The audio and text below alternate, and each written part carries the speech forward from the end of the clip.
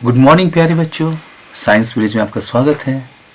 इस वीडियो में क्लास 7 का साइंस का चैप्टर एसिड बेसिस साल्ट को इजी लैंग्वेज में एक्सप्लेन करूंगा। इस स्लाइड में मैं बताऊंगा एसिड्स क्या होते हैं। What are acids? एसिड्स क्या होते हैं बच्चों? एसिड वैसे सब्सटेंस होते हैं जो स्वाद में खट्टे होते हैं और करोसिव इन नेचर होता है। ये करोसिव क्या होता है? जैसे आपका दांत सड़ जाता है और आपने देखा होगा कि लोहे में कैसे जंग लगता है, यही चीज़ करोसिव है। और ये इसका प्रकृति कैसा होता है? एसिड्स का करोसिव होता है। अब ये एसिड वर्ड्स कहाँ से आया भाई? ये एसिड वर्ड हमारे लैटिन वर्ड एकर से आया है, जिसका मतलब होता है खट्टा। और इसमें क्या क्या गुण होते हैं, क्या क्या प्रॉपर्टीज होते हैं एसिड्स में? तो कैसा लगता है ये टेस्ट में? खट्टा लगता है। इसको छूने में कैसा लगता है? टच करने में कैसा लगता है? साबुन जैसा नहीं लगता है, नॉट सोपी। और ये लिटमस टेस्ट में क्या होता है? लिटमस पेपर को ब्लू टू रेड कर लेता है। अब इसके एग्जाम्पल्स क्या है? एग्जाम्पल्स हमारे पेट में क्या पाया जाता है? कौन सा एसिड? HCl यानी हाइड्रोक्लोरिक एसिड। दूसरा, आपके घर में कार होगा, उसके बैटरी में कौन एसिड होगा बच्चों? Sulphuric acid. ये सब एसिड्स के एग्जाम्पल हैं। इस स्लाइड में मैं बताऊंगा एसिड कितने प्रकार के होते हैं, कितने टाइप्स के होते हैं। तो कितने टाइप्स के होते हैं? 2 टाइप्स के, ऑर्गेनिक और मिनरल एसिड्स। अब ये ऑर्गेनिक एसिड्स कौन सा चीज होते हैं भाई? तो ऑर्गेनिक एसिड्स वैसे एसिड्स होते हैं जो नेचुरली पाए जाते हैं, यानी नेचर में पाए जाते हैं। अब नेचर में कहाँ पाए जाएंगे? तो कहाँ जाएंगे? पाए जाएंगे प्लांट्स और एनिमल्स में। तो इसका एग्जांपल्स क्या है? साइट्रिक एसिड, जैसे लेमन में पाया जाता है, आपके संतरा में पाया जाता है। कौन सा एसिड? Citric acid. आपके कर्ड में क्या कौन सा एसिड पाया जाएगा? ये दही में लैक्टिक एसिड। और विनेगर, जिसको सिरका कहा जाता है, उसमें कौन सा एसिड पाया जाता है बच्चों? Acetic acid. आप तो इमली खाए होंगे, तो इमली में कौन सा एसिड पाया जाता है? Tartaric acid. तो ये सब क्या है? Organic acid. दूसरा एसिड होते हैं मिनरल एसिड, जिसको मैनमेड एसिड्स कहते हैं या लेबोरेटरी में बनाया जाता है। ये किससे बनाया जाता है?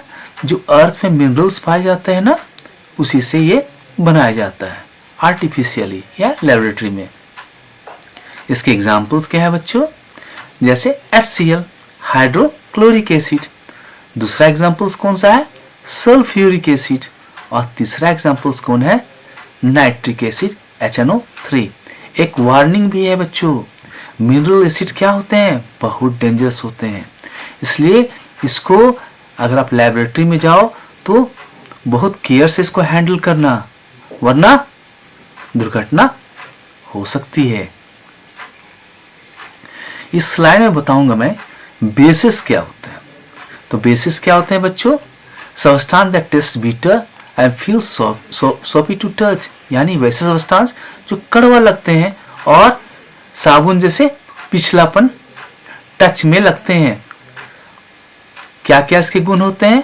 इसका टेस्ट बिटर होता है और ये कैसा लगते हैं? स्लिपरी लगते हैं, यानी सोपी टच होते हैं। इसका लिटमस टेस्ट कैसा होता है बच्चों? ये लिटमस पेपर को रेड टू ब्लू कर देते हैं। प्रॉपर्टीज मैंने बताया, बीटर होते हैं, सोपिंग टच होते हैं और लिटमस टेस्ट को रेड टू ब्लू करते हैं। अब इसका एग्जाम्पल्स क्या होते हैं? रोजमर्रा की चीजों में एग्जाम्पल्स क्या होता है? बेकिंग सोडा है ना, खाने वाला सोडा, सॉप यानी साबुन, विंडो क्लीनर, आप लोग तो यूज करते हो विंडो क्लीनर में, है ना, कॉलिन्स वगैरह। और इसका केमिकल एग्जांपल्स कौन सा है बच्चों?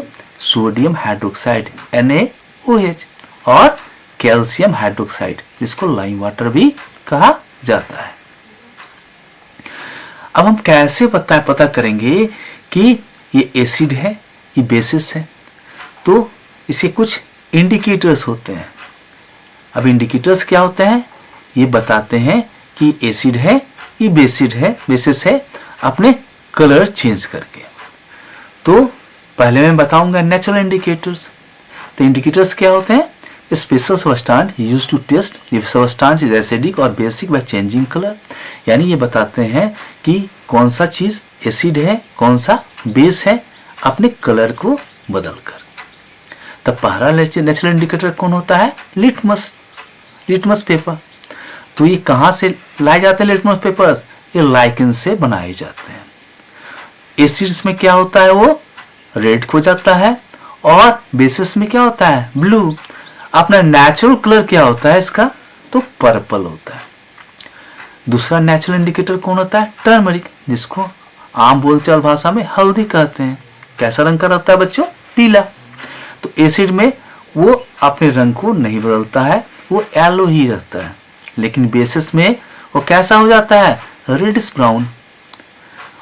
तीसरा नेचुरल इंडिकेटर कौन होता है बच्चों? चाइना रोज, जिसको गुड़हल भी कहते हैं। आपके घर में होगा ना फूल। एसिड में कैसा हो जाता है? वो डार्क पिंक हो जाता है, यानी मैग्नेटा हो जाता है। बेसिस में कैसा हो जाता है? वो अपने आप को कलर चेंज करके ग्रीन कर लेता है। तो ये नेचुरल इंडिकेटर्स हमको बताते हैं कि कौन सब्सटेंस एसिड है, कौन बेसिस है। और कुछ आर्टिफिशियल इंडिकेटर्स भी होते हैं। अब आर्टिफिशियल इंडिकेटर्स क्या होते हैं? जो मैनमेड इंडिकेटर्स होते हैं, जो बताते हैं कौन एसिड है, कौन बेसिस है। तो पहला आर्टिफिशियल इंडिकेटर कौन है? फिनोल्फेलिन। फिनोल्फेलिन एक यूज किया जाता है टिट्रेशंस में। एसिड्स में क्या होता है? इसका रंग चेंज नहीं होता है, ये कलरलेस होता है। लेकिन बेसिस में कैसा हो जाता है कलर? इसका पिंक हो जाता है। दूसरा आर्टिफिशियल इंडिकेटर कौन सा है बच्चों? Methyl orange. एसिड में इसका रंग कैसा हो जाता है? लाल रंग। और बेसिस में ये येलो हो जाता है। अब इस स्लाइड में बताऊंगा न्यूट्रलाइजेशन रिएक्शन। अब ये न्यूट्रलाइजेशन रिएक्शंस क्या होता है? तो ये न्यूट्रलाइजेशन रिएक्शन ऐसे रिएक्शंस होते हैं जिसमें एसिड और बेसिस रिएक्ट करके अपने अपने असर को छोड़कर न्यूट्रलाइज हो जाता है। अब इसका डिफिनेशंस क्या है? Chemical reaction where an acid and a base react with each other to destroy neutralise each other properties. यानी दोनों रिएक्ट करके अपने प्रॉपर्टीज को डिस्ट्रॉय कर देते हैं। अब इसका रिजल्ट क्या होता है बच्चों? क्या होता है? The resulting solution is neither acidic nor basic, it become neutral. यानी जो सॉल्यूशंस बनता है प्रोडक्ट के रूप में, वो नहीं एसिडिक होता है ना बेसिक होता है। कैसा बन जाता है? न्यूट्रल। इसलिए इस रिएक्शन को हम कहते हैं न्यूट्रलाइजेशन रिएक्शन। मैंने इस एग्जाम्पल के थ्रू दिखाया है कैसे ये न्यूट्रलाइजेशन रिएक्शंस होता है। अब इसमें क्या बनता है बच्चों? इससे बनता है साल्ट। कौन सा प्रोडक्ट बनता है? साल्ट बनता है। ये new substance form by the reactions. और क्या चीज बनते हैं? वाटर। साल्ट के साथ क्या बनते हैं? वाटर। और एक चीज और निकलता है, हीट भी निकलता है। Heat is always release making the solution warm, और जिसके कारण हमारा जो प्रोडक्ट होता है यानी साल्ट और वाटर वो गर्म होता है। इसका मैंने इक्वेशंस भी दिखाया। एसिड प्लस बेस क्या बन गया? साल्ट, वाटर और हीट। इसका केमिकल एग्जांपल्स क्या है बच्चों? तो जब हाइड्रोक्लोरिक एसिड को NaOH यानी सोडियम हाइड्रोक्साइड बेस के साथ हम रिएक्ट करेंगे तो क्या बन जाएगा? NaCl यानी सोडियम क्लोराइड, जो खाने वाला हमारा नमक है, और साथ में H2O वाटर बनेगा और प्लस हीट भी इससे निकलेगी। अब ये न्यूट्रलाइजेशन रिएक्शंस हमारे डेली लाइफ में भी होता है। अब डेली लाइफ में कैसे होता है न्यूट्रलाइजेशन रिएक्शन? तो कभी कभी आपको अपच की शिकायत हो जाती है, इनडाइजेशन, यानी खाना नहीं पचता है। अब खाना नहीं पचता तो क्या होता है बच्चों? हमारे पेट में दर्द होने लगता है, और साथ में कैसा होता है? हमारा शरीर में एसिड फैलने लगता है और जलन हमारे गले में महसूस होने लगती है। Our stomach contains hydrochloric acid to digest food. Too much acid cause indigestion of pain. अब क्या होता है, जब हम ज्यादा खाना खा लेते हैं तो क्या होता है, एसिड भी हमारे स्टोमक में रिलीज होती है। कौन सा एसिड, HCl। और ये एसिड क्या करता है, इंडाइजेशन करता है और पेन करता है। अब इसको न्यूट्रलाइज करने के लिए हम क्या लेना पड़ेगा हमको, तो बेस लेना पड़ेगा। कौन सा बेस, तो एंटा एसिड, जो बेस हमारे केमिस्ट शॉप में मिलते हैं, इसको कहते हैं मिल्क ऑफ मैग्नीशिया। ठीक है। और ये हमारे एक्सेस एसिड जो पेट में रहते हैं उसको क्या करते हैं, न्यूट्रलाइज कर सकते हैं और हमारे पेट का दर्द खत्म हो जाता है। बात समझ में आया बच्चों। दूसरा न्यूट्रलाइजेशन रिएक्शन है डेली लाइफ में, आपको कभी ना कभी चींटियां जरूर काटी होगी, एंट बाइट हुआ होगा, और जब काटा होगा तो कैसा महसूस आप किए होंगे, बर्निंग पेन या लगता होगा जलन जैसा। अब चींटियां में कौन सी एसिड होती है बच्चों, फॉर्मिक एसिड, यानी इसके डंक में कौन सा एसिड रहता है, फॉर्मिक एसिड। और जब आपको काटता है तो वो इंजेक्ट कर लेता है फॉर्मिक एसिड हमारे बॉडी में, और जिसके कारण जलन होती है। अब उस जलन को न्यूट्रलाइज करने के लिए कौन सा सॉल्यूशन यूज करते हैं, तो बेकिंग सोडा यानी सोडियम हाइड्रोजन कार्बोनेट, और वो वहां हम रगड़ देते हैं, या कैलामाइन सॉल्यूशन जिसको कहते हैं जिंक कार्बोनेट भी वहां हम रगड़ देते हैं। रगड़ने से क्या हो जाता है, वो न्यूट्रलाइज हो जाता है और हमारा जो जलन है वो खत्म हो जाता है और साथ में हमें रिलीफ मिल जाती है। तीसरा न्यूट्रलाइजेशन रिएक्शंस का एग्जांपल्स है सॉइल ट्रीटमेंट। अब ये सॉइल ट्रीटमेंट क्या होता है,